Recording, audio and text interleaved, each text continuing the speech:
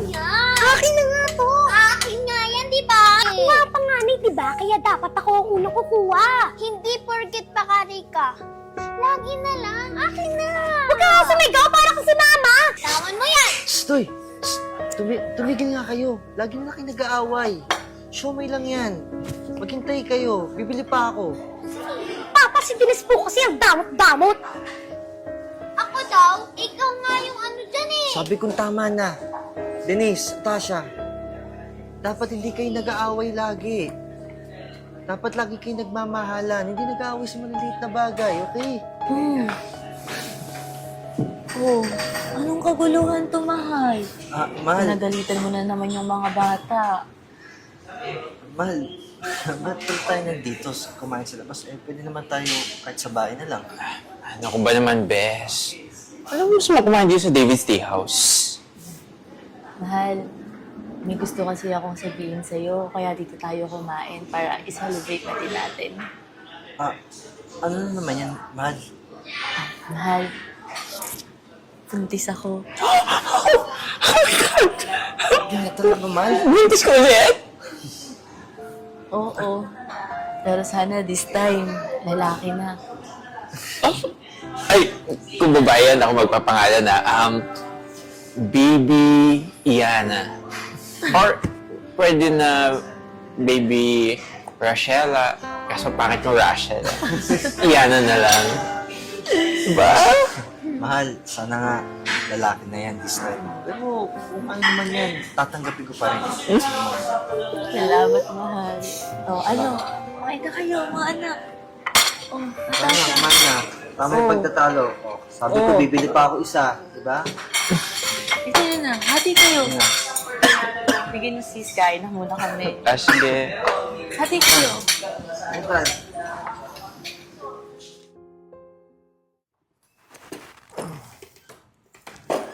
Oh, mahal. Diyan ka na pala. Opo ka rito. Maaga kong pinatulog yung mga bata eh.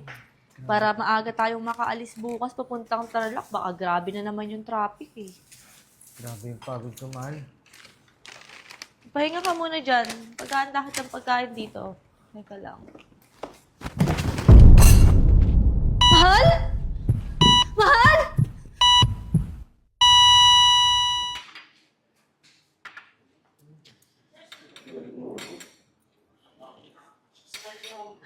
Iyan.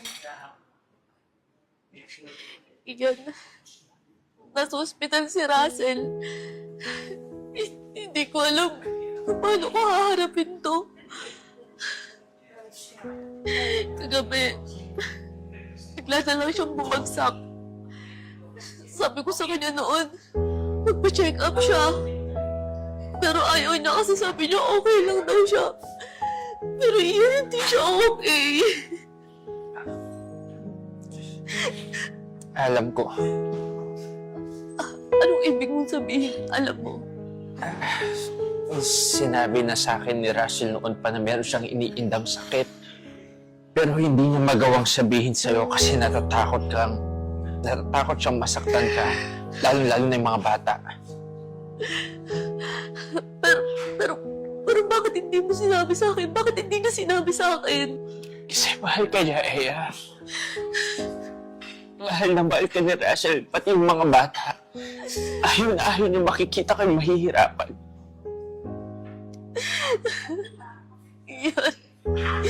Iyan, tulungan mo ako. Hindi ko alam kung paano ito haharapin. Iyan, wala na kami pera. Hindi ko alam kung saan pa ako kukuha ng lakas. Eya, hindi lang pera yung kailangan mo. Ang kailangan mo lakas, tapang tsaka pananalig. Kailangan mo maging matapang para kay Russell. Kaya di mo yan, ha?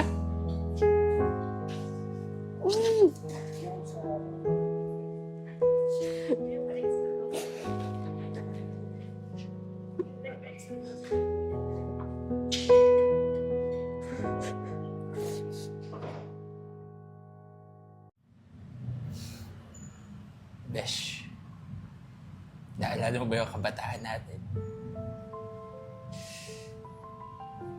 Ang Ang dami natin pinagsamahan. Dami natin kalokohan. Pati yung mga away natin. Kahit sa pag-aaway natin, ikaw yung palagi ko inuuna eh. Kasi, ikaw yung tunay kong kaibigan. Alam mo ba, Ian? Ikaw ang nagbigay ng kulay ng buhay ko. Grabe ka naman sa kulay. Anong kulay? Pink? Ian, salamat sa lahat ah. Salamat. Alam mo, Besh, hindi ko pinipilit na mahalin mo rin ako.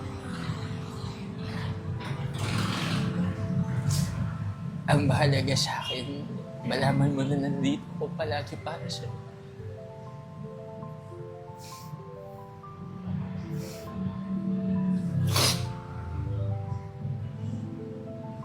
Hindi kita iiwan. Ian, pasensya ka na, Ian ah. Hindi ko nasikilan yung pagmamahal mo. Pero, lagi mong tatandaan. Mahal kita bilang kaibigan.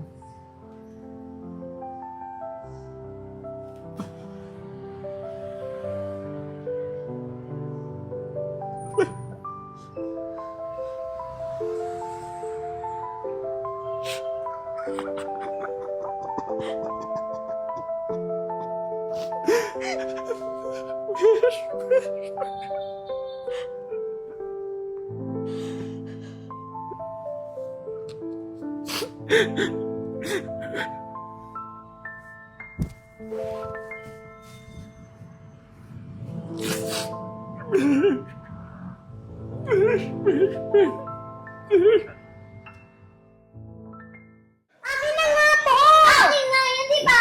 Tito Denise, di ba ako ang panganay? Panangin ka na ng ganyan. Sa akin nga sabi. Uy, tumigil mga kayo! Denise! Atasha! Naalala niyo ba sinabi ng Papa Russell niyo? Remember, magmahalan kayo bilang magkakapatid at huwag kayong mag-aaway sa mga maliliit na bagay. Tandaan niyo yan? Oh. Ano naman nangyayari dito? Tama na nga yan. Kumain na tayo. Sabi ko, Ingay-ingay niyo, oh. kumain na kayo. Baby Russell. Lalaki yung kapatid niyo. Pa kayo masaya. Baby boy na tayo. Kaya Dali na. kailangan niyo magpakabait kayong dalawa. Kung kayo ate pa naman kayo. Kumain na kayo. Dali na. Sige na, umayos ka po mo. Nakasimawat pa itong dalawa na to.